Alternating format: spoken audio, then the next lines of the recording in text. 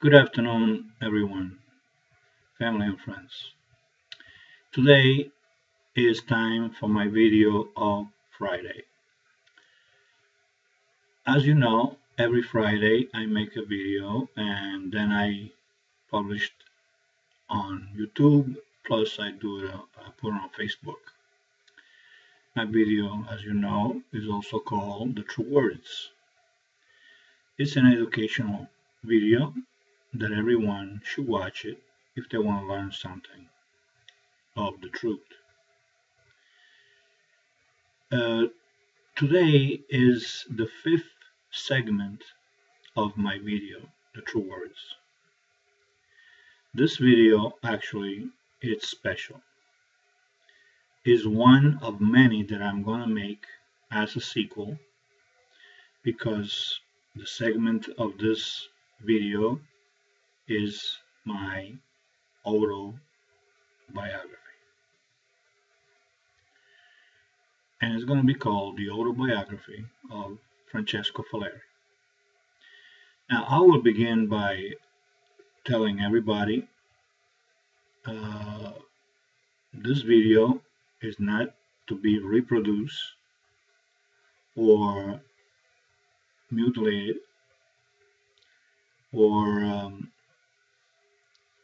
published without my permission.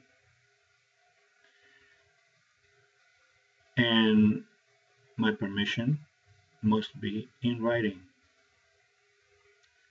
Therefore, if anybody has any ideas after they hear my story, my autobiography, wants to do something with it, that they may have interest in doing something with it, contact me and we get together. We'll discuss all this. With that being said, let me start telling you about myself. I was born in Messina, Sicily, December 23rd, 1947. I lived since I could remember, which is about 5 or 6 years old, in Messina, in a place called La Cittadella. La Cittadella is near the naval base that we have in Italy, in Sicily, Messina. It's also near a place where they make ships. I forgot the name of it. It's been so long. Also, is about 2 miles away from La Madonnina. I used to go over there all the time around that area.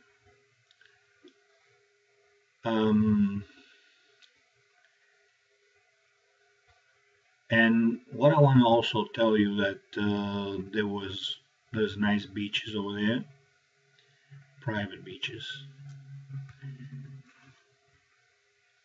and the place is nice. They had the soccer field, which they played people that come from all over. Sometimes they wanna train over there, so they used to train over there. I used to go over there most of the time when I used to play, when I want to make some money, and help those players, with their chores. They wanted something, buy cigarettes or give me some water or guard my clothes. I used to bring the clothes in the locker and stuff like that. So I used to take care of them. And they used to give me some reward. Most of the time, I used to play. Yes, like any kid. I'm talking about 6, 7 years old. I used to play, and the type of games that I used to play with my friends was like soccer, We used to play hide and seek. We used to play tag. We used to play Chapare, which is a game that is a stone that you put in the middle in the road, okay? And then you take the marble, you put money on top of the stone.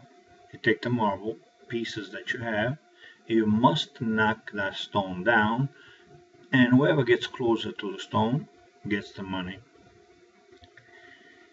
I used to make things to go hunting. Not the type of hunting that you see over here. I mean, type of hunting that kids do. What do we kill? Well, we kill birds, we kill snakes, we kill rats, mice, seagull. How are you gonna kill those things? Well, we used to make arrows, bow and arrows, out of umbrellas. The umbrella spokes, the one when you open up, the spokes. And it used to be effective. Plus, we had another weapon. It's called la fionda. It's a piece of wood that is like this. Okay, it could be made also out of steel or whatever. It's a piece of wood that we used to use like this, and it's got a rubber thing that stretches out with a little pouch at the end. You put a stone, you aim at a bottle or a can, at a mouse, or maybe you want to scare somebody, whatever, and you just shoot. Another game that we used to play was Il Paloggio. Il Paloggio, it's made out of wood. It's got lines all around, and the reason it's got the lines all around is that's where you have to put your string to make it spin. You throw it, you spin it, and when you throw it, there's a game that I forgot what it's called, but what it does is you must hit your opponent to get him out of the circle. They make a circle in the middle. Everybody shoots their paloggio inside it, and then you must kick him out. The paloggio's got a spoke in the bottom, very, very pointy. That sometimes when you throw it, it splits the other guy. It's sort of like you kill him. I'm talking about a paloggio. Now, we used to play jumping jacks and pick up the baseball cards, like blowing and make them flip. We used to play the pitching penny. That's what they call it over here. Just like some of the games that we had over here. Plus, we used to play swords. When I say play swords, it's because my father, they gave him a castle, and he was the curator of this castle. This castle is a very old castle. I think it dates back in the 1700s or 1600s, something like that. And it's a big territory. In the back, I had another place which they kept all the armory and the food and the horses. And there's also another beautiful house over there, which a friend of mine, which she became my girlfriend, her name is Maria, Miniti Maria. It's the oldest daughter of 11 children of the Miniti. She became my girlfriend, and she remained my girlfriend until I was about 13. So what I used to do is I used to act like the prince of the castle. I used to fight my invisible knights. I was like Harold Flynn, like the Three Musketeers, like like a pirate. Sometimes I used to act those things, but kid stuff. I used to make my swords out of wood. And another game that I used to play, that I used to enjoy with my friends also, we used to build, at least I used to build. They build it their own way, I build it my own way. I used to go to the mechanics and I used to ask for bearings, wheel bearings. And the reason I was asking for those bearings because I built cart, a cart out of used the wheels of wheel bearings, and the front I used to make the steer. It's a board about maybe about 27, 28 inches, 30 inches, let's say. Okay, square, or it could be rectangular, 30 inch by 38, 34, whatever, a little bit longer, for you to sit down on top, not sit, but sort of like go like this, and with your foot, you kick it, and you drive around. It was a lot of fun. Downhill, it was a lot of fun. I used to go fishing with my brother Joe Bonanima, which he passed away. I'll talk about that later on.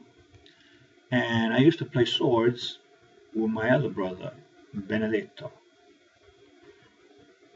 He also was murdered, and I'll talk about that in other tapes, in other videos that I will make about my life. I had 4 very close friends. One was the family of Famulari, Famulari Cesare and Famulari Pinuccio. The other one was Pietro Bellantoni and Gianni Bellantoni. I was much closer with Gianni, maybe because Pietro was about 3-4 years older than I was, and he had the interest in playing games. He was the one that used to support the family, and it was only 2 brothers and a sister. Therefore, the sister was smaller. Anyway, the thing is, those are my friends. Now, this video, I might as well say now, I cannot make it any longer than 20 minutes. So this first video is actually an introduction of what I'm going to say, what's going to happen in the future videos. So stay tuned, and this way you see and you know my true life. There's no way better to listen to the person that actually lived the life when it makes a biography.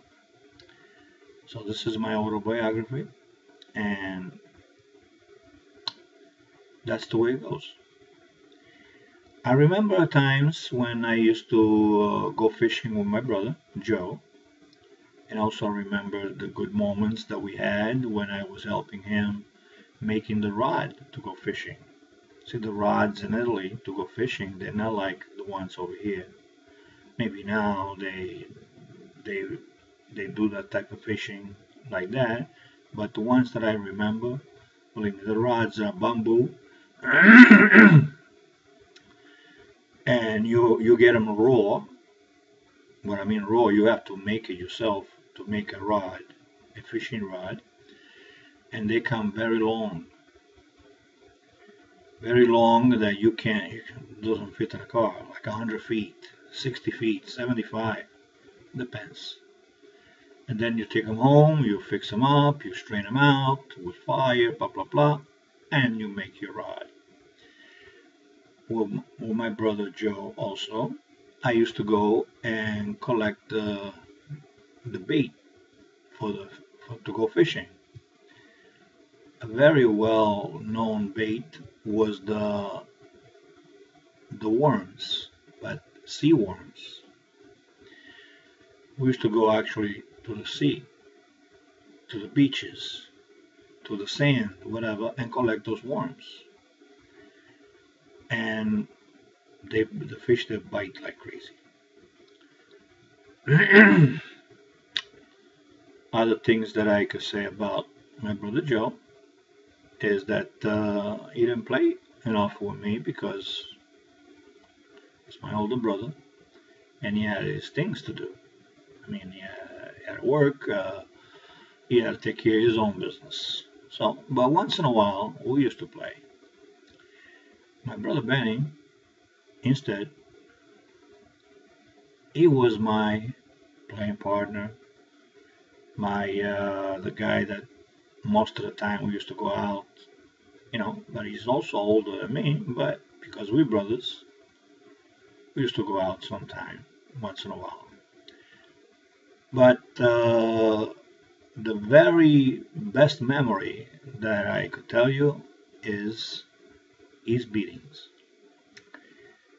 He was the doctor of beating towards me.